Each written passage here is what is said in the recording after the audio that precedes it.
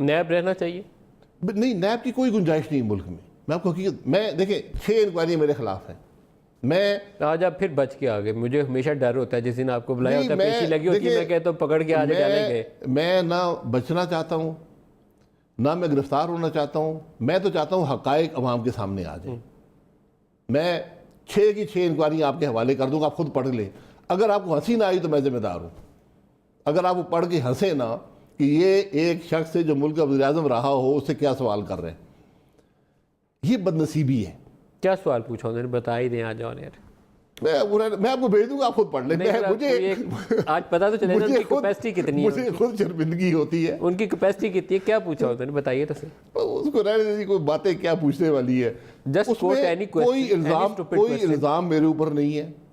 ये पूछा जी LNG terminal कैसे लगा है? भाई बिड हुई है, LNG टर्मिनल लग गया है। दुनिया में सस्ता तरीन लगा है, नेट पे जाएं, रेट देख लें। LNG कैसे ली गई है? भाई सबको पता है कैसी ली गई है। ECC का डिसीजन था, प्राइस नेगोशिएशन कमेटी बनी, 4 सेक्रेटरी मुल्क के उसके अंदर मौजूद हैं। चीपेस्ट LNG दुनिया में हर बंदा इतराफ़ करता है पाकिस्तान ने ली है। क्या उससे मुल्क का, कहते हैं टेक्नो इकोनॉमिक फिजिबिलिटी ले आए LNG की। ये मुझसे सवाल है यार, टेक्नो इकोनॉमिक फिजिबिलिटी क्या? पाकिस्तान 15 साल से कोशिश कर रहा है LNG लेने की, नहीं ले पाया।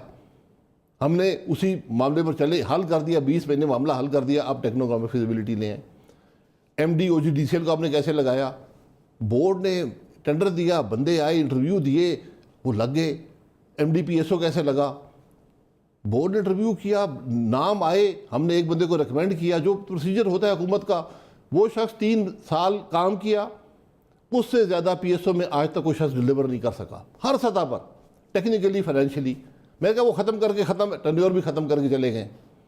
उनको अब वो बेचारे भी फंसे हुए हैं। उनको पूरी पाकिस्तान में, पूरी दुनिया में नौकरी ऑफर होती हैं, लेकिन उनको ECL पर डाला हुआ है और इस मामले में फंसाया हुआ है।